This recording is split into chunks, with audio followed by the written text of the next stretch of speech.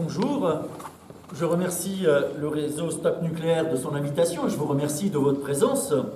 Alors j'assume mes deux casquettes, celle du politologue spécialiste de l'alimentation et celle du citoyen engagé.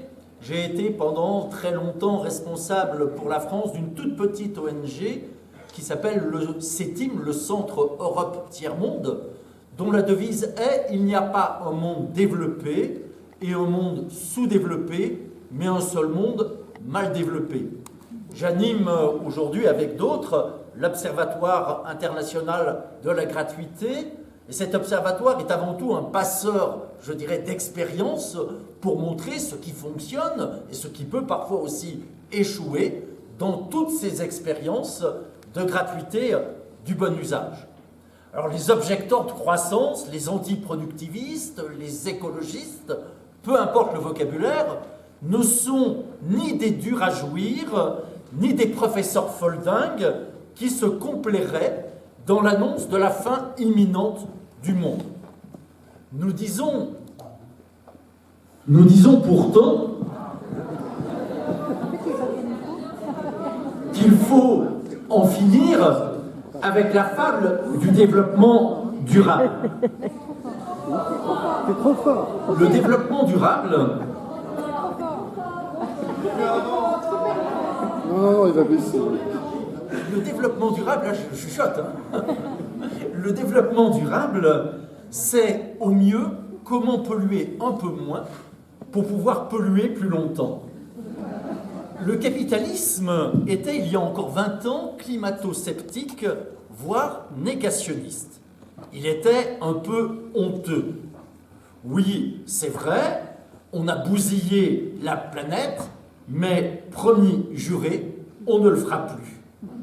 L'essentiel était pour lui de ne pas perdre la foi dans le progrès, entendez le progrès économique, mesuré par le PIB, et le progrès de la technoscience. Mais beaucoup de ketchup a coulé depuis dans nos têtes. Et beaucoup d'innovations technologiques se sont produites et les capitalistes ont relevé la tête.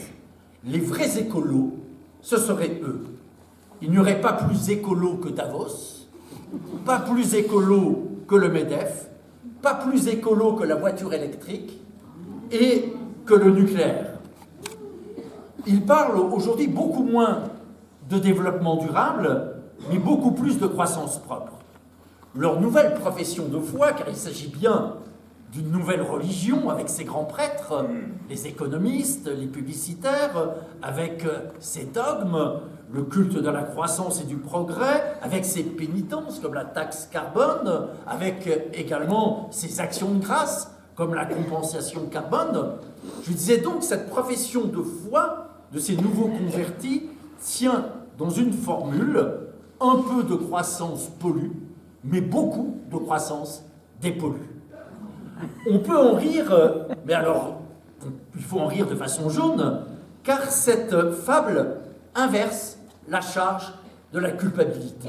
Salaud de pauvres, qui osez manifester pour vos retraites, alors que vous polluez la planète avec vos vieilles bagnoles, avec vos maisons mal isolées, avec votre amour de la viande rouge. Vivent les riches, avec leur mode de vie high-tech, avec leur voiture électrique, avec la 4G, la 5G, etc. Et vivent les grandes firmes qui sauveront la planète. On le sent, quelque chose a changé qui fait croire à certains que le fond de verre serait devenu subitement beaucoup plus vert. La transition écolo serait en marche, oui, mais vers quoi? Il ne suffit pas de dire que nous allons dans le mur. Il faut savoir pourquoi et savoir que faire. Et là, il y a deux camps. Il y a ceux qui pensent qu'il serait possible de sauter par-dessus le mur, car nous n'aurions pas encore été assez loin dans la même logique. Et leur programme est tout simple. Il s'agit de soumettre la nature aux lois de l'économie. Je dis bien soumettre la nature aux lois de l'économie. Et ce camp est celui des adeptes de ce qu'on nomme le capitalisme vert. Et le capitalisme vert, c'est beaucoup plus que le greenwashing, c'est-à-dire ce verdissement de l'image des entreprises. L'autre camp auquel j'appartiens, c'est celui de celles et de ceux qui refusent de sauter par-dessus le mur et qui proposent non pas de revenir en arrière, mais de multiplier les pas de côté. Et pour nous, l'objectif, c'est pas de soumettre la nature à l'économie, mais de soumettre l'économie aux lois du vivant. Ce second camp ne reproche pas au premier de ne pas aller assez vite, ou de ne pas aller assez loin, mais de ne pas marcher dans la bonne direction. Il y a donc leur écologie et la nôtre. On peut parfois trouver des compromis, mais franchement, c'est rare, c'est même très rare.